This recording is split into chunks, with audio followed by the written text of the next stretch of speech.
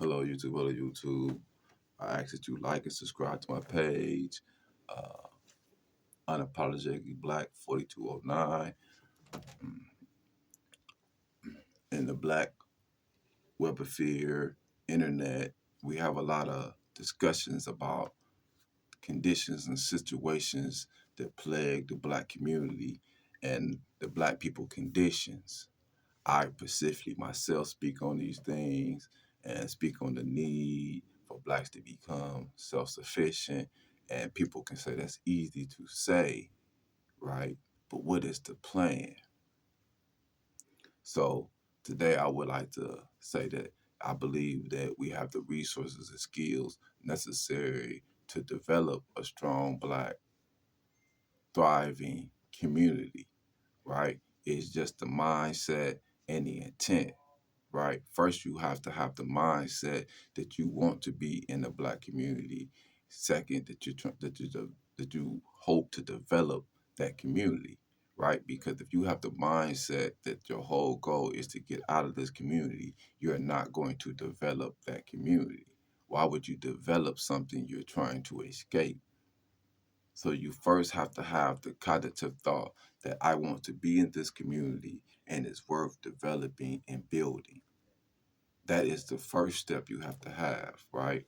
Now, and what I would like to say to the Black community is that, we've used to turning the bad into good. During slavery, the food that they discarded parts of the pig that was considered trash that we now make delicacies on holidays like chitlins, pig feet, things of that nature, pickled pig feet, things that the white folks discarded, black folks turned and learned how to make into meals, right? So being that I speak about barriers to employment, which is the lack of skill set, and especially in Milwaukee, when you graduate from high school, you graduate with no real skill sets. They took most of the vocational programs out of high school, so you basically graduate expecting just to look for manual labor or to go into debt into college. So one of the barriers to employment is skill set for Black people, and another barrier is transportation. It's the exporting of jobs outside our community. Uh, it's the over policing of Blacks when you leave outside of your community to take those jobs that they have moved to the suburbs. Uh, these are barriers to employment that Black people face, and are mostly uniquely to Blacks, maybe in Latino community. We also have a lack of incentive for Black men to work, which is the fact that wages have not kept up with inflation. So this is also have Black people with a lack of incentives because the ability to provide for one's family, right, has gone farther and further out of range, especially the ability to provide for one's family on one income is almost non-existent, requiring both parents, if they're united, to work, right, leaving no one to nurture the children. So the American dream has gone so far that it's a lack of incentive for a Black man to maintain these 40 hours work period, right? So when I mean like turning our loss into a win is I'm saying I grew up hanging in area code Ongalina 53206 where 62% of Black men were incarcerated. This is in Milwaukee, Wisconsin. The mass incarceration rate of black males is 1 in 8. 1 in 8 have been through this Wisconsin prison system. That's either parole or in prison, right? Compared to that is 10 times higher than their white counterparts, which is 1 in 81, even though whites commit over majority of the crimes in America, in Wisconsin, in Milwaukee. So, and it says 1 in 36 blacks are in prison in Wisconsin, the highest. So I say you look at who committing the crimes, which is overwhelmingly white, but yet blacks have this high incarceration rate. So when I say we got to turn our losses into wins, here's what I mean. Waupun Correctional Vocational Program offered building maintenance and construction. Green Bay Correctional Vocational Program offered business, masonry, wood tech, cabinet making. Columbia Vocation Program offered building service and custodial service. Okay. Uh, Racine Correctional Vocational Program offered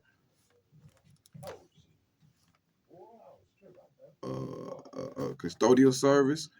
Red Granite Correctional Vocational Program offered industrial maintenance. Stanley Vocational Program offered welding.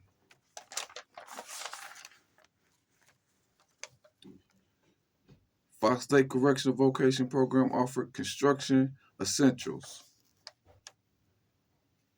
Maintenance tools operations, masonry, bricklaying. Oak Hill Correctional Vocational Program offered building service. Oshkosh Correctional Vocation Program offered building maintenance and construction. Prairie du Chien Program offered building maintenance, masonry, and welding. New Lisbon Correctional Vocational Program offered cabinet making. Electrical Mechanic Vocational Program.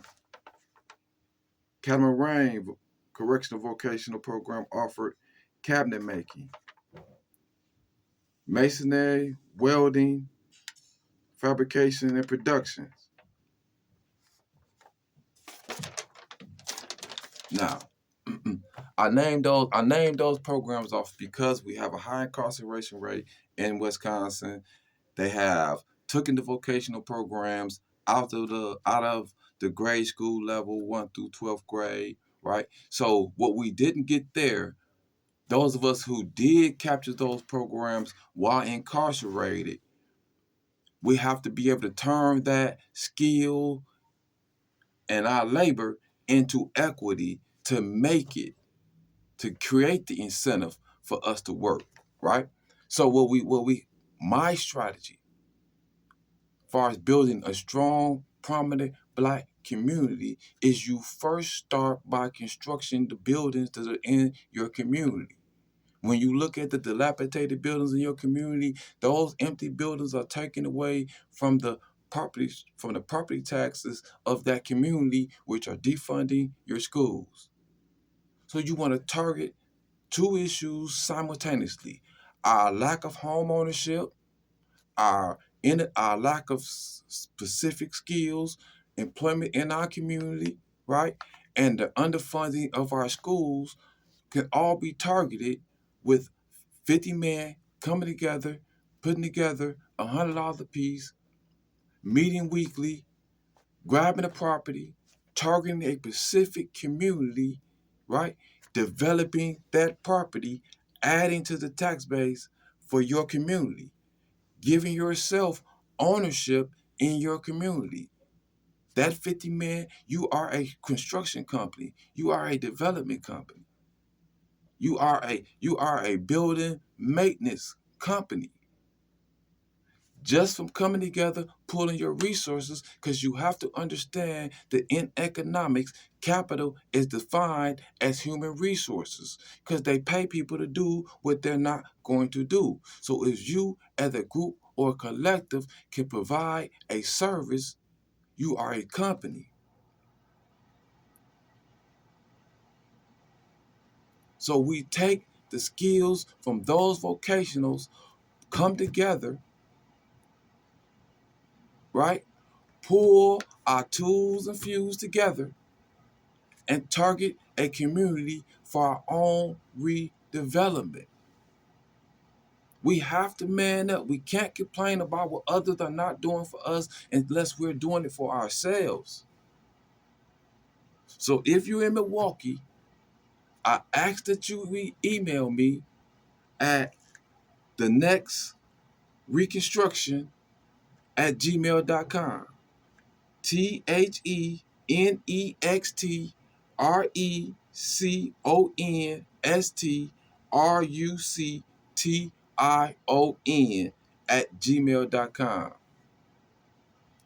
Now, I want you to understand what it means to develop a property, right? Okay, you got 70% of a house structure is, when it comes to developing a property, is actual labor, right? 70 to 80% of the cost is the labor. So we're actually 70, 80% of the value of this, of fixing up and developing this house. So you grab a property, you fix the property up, it has $100,000 value. Now in Wisconsin, property compounds about 7% annually, right? So you fix the property up. You have a property that's adding to the tax base to your community. You have a property that increasing in value, that you have ownership in. You have stakes that's keeping up that's keeping up with inflation, growing, right? And you targeting house to house, right? You're acquiring, improving your own skill sets, being able to train your children off these skill sets at these job sites, right? This is how we begin to build a thriving Black community. And then because you have to understand, to a degree, we have to have a form of separation from even certain among groups of Blacks. You have to have a group of Black people who are willing to put in work to build that community, and those group of Black people have to have a certain degree of separation from other Black people who have bitten too far into the concept of white supremacy, who believe or take on all the negative stereotypes of other Black people, that we are lazy, that we don't want to work, who have the self-hate, that don't want to support other Black businesses. Because understand, when you build your Black community, you want to strive to put Black businesses in your Black community, and you have to have people, a base to support that business, support those businesses. See, Black people, we don't have that. We're trying to build businesses, and we don't have a base or people who will support our businesses. Do you think GM, Ford, or Chrysler would have been able to survive ever throughout history if they didn't have the support of the American market first? So it's next to impossible for Black businesses to survive without the support of its Black community. And right now, we do not have strong, thriving Black communities with the focus on developing and supporting other Black businesses.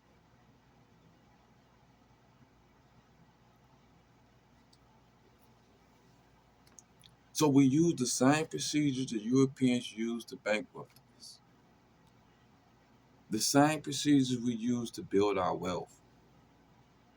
That 50 men come together, fix that property up. That $100,000 property, a 30-year mortgage on that $100,000 property is worth $300,000.